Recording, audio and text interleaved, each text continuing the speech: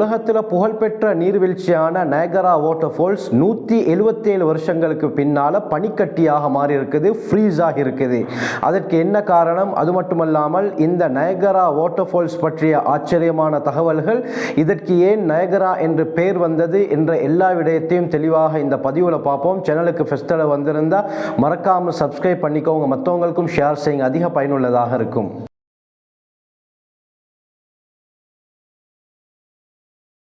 இந்த உலகத்தில் புகழ்பெற்ற, அது மட்டுமல்லாமல் அகலமான நீர்வீழ்ச்சிகளில் முதன்மையாக இருக்கிறது நயகரா வாட்டர் ஃபால்ஸ் தான்.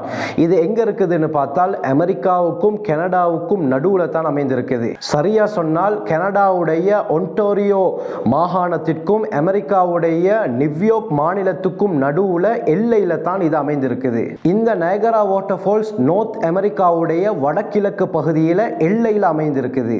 அமெரிக்காவுக்கும் கனடாவுக்கும் நடுவில் 56 கிலோமீட்டர் நீளத்தில் ஓடக்கூடிய நயகரா ரிவருடைய பகுதியில் தான் இந்த நயகரா வாட்டர் ஃபால்ஸ் அமைஞ்சிருக்குது. என்னத்தான் அமெரிக்காவுக்கும் கனடாவுக்கும் நடுவில் இது அமைந்திருந்தாலும் அதிகமான பகுதி கனடாவுக்கு தான் சொந்தமாக இருக்குது. இதில் 85% நீர் கனடாவுடைய ஹோர்ஸ் ஷூ ஃபால்ஸ், தமிழில் குதிரை லாடம் அருவின்னு சொல்லுவாங்க.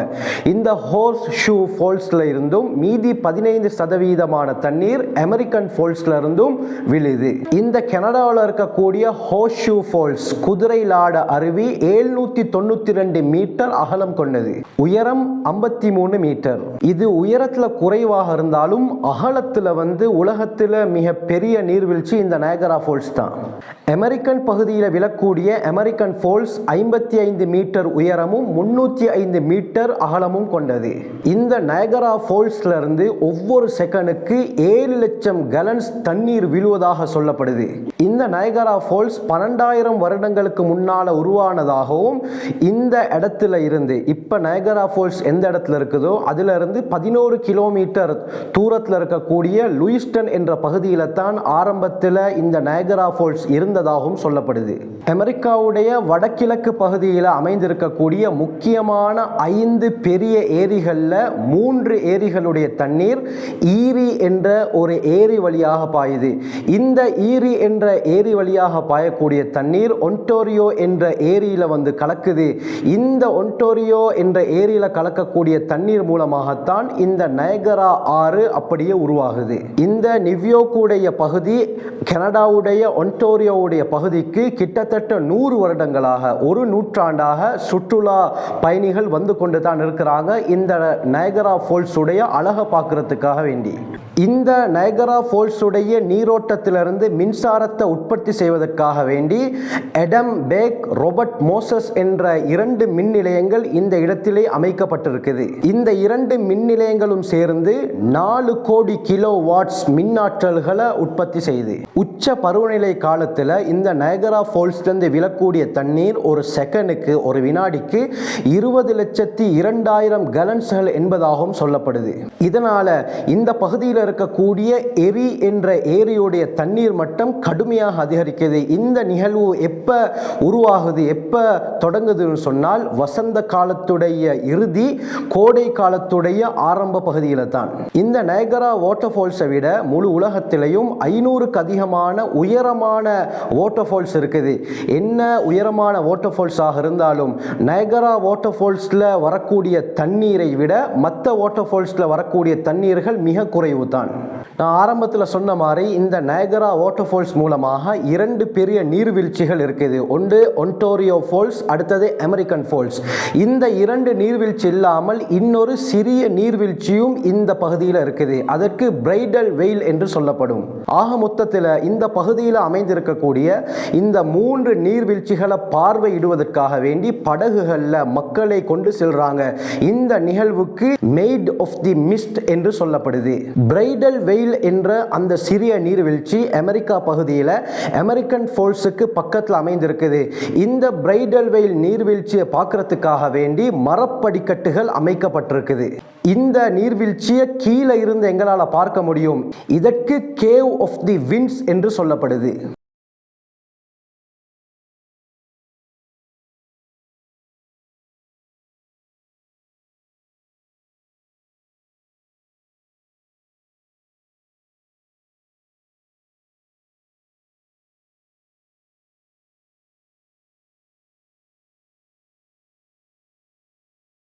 அடுத்து இந்த நயகரா ஃபால்ஸ் பகுதியில் இருக்கக்கூடிய மிக முக்கியமான ஒரு விடயம்தான் ரெயின்போ பிரிட்ஜ், வானவில் பாலம் என்று சொல்லப்படுது. இந்த பாலம் அமெரிக்காவையும் கனடாவையும் இணைக்கக்கூடியதாக இருக்குது. இது இந்த நயகரா ஃபால்ஸுக்கு மிக அண்மையில் இருக்குது.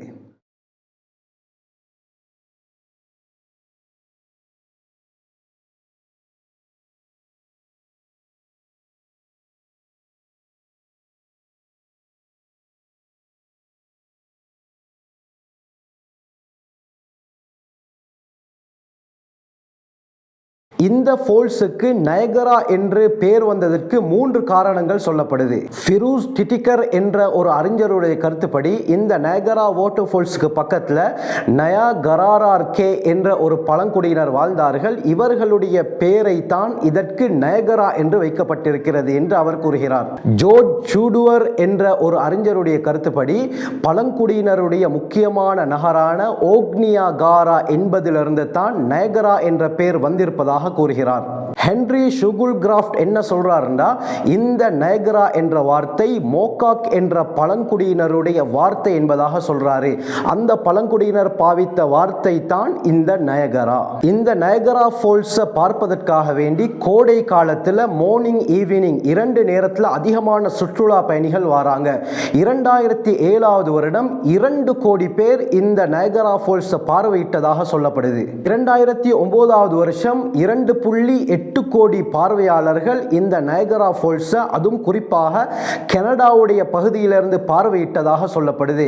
இந்த நேரத்தில் மிட்நைட் நள்ளிரவு வரை அதிகமான சுற்றுலா பயணிகள் இந்த இடத்திற்கு வந்து போட்டோக்கள் எடுக்கிறாங்க, வீடியோக்கள் எடுக்கிறாங்க, பார்வையிடுவதாக சொல்லப்படுது. இந்த பகுதியில் நடக்கக்கூடிய அந்த படகு சவாரி 1846 வருடத்திலே தொடங்கப்பட்டது. இதற்கு தான் மெய்ட் ஆஃப் தி மிஸ்ட் என்று சொல்லப்படுது.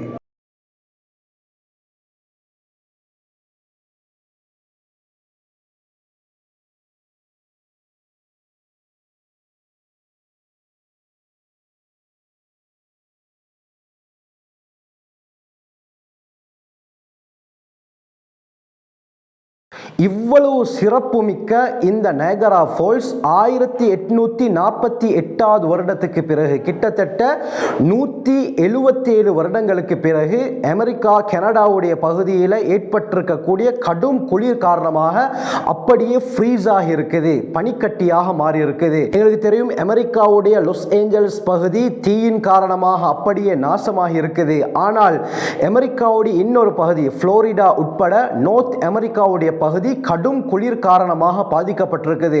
இந்த அடிப்படையில் தான் இந்த நார்த் அமெரிக்காவுடைய பகுதியில் அமைந்திருக்கக்கூடிய இந்த நயகரா வாட்டர் ஃபால்ஸும் குளிரின் காரணமாக, கடும் குளிர் காரணமாக அப்படியே ஃப்ரீஸாக மாறி இருக்குது, பனிக்கட்டியாக மாறி இருக்குது. எனவே இது போன்ற சுவாரஸ்யமான பல விடயங்களை நீங்கள் அறிந்து கொள்ள வேண்டுமா? எங்களோட சேனலை சப்ஸ்கிரைப் செய்யுங்க, மற்றவங்களுக்கும் ஷேர் செய்யுங்க, அதிக பயனுள்ளதாக இருக்கும்.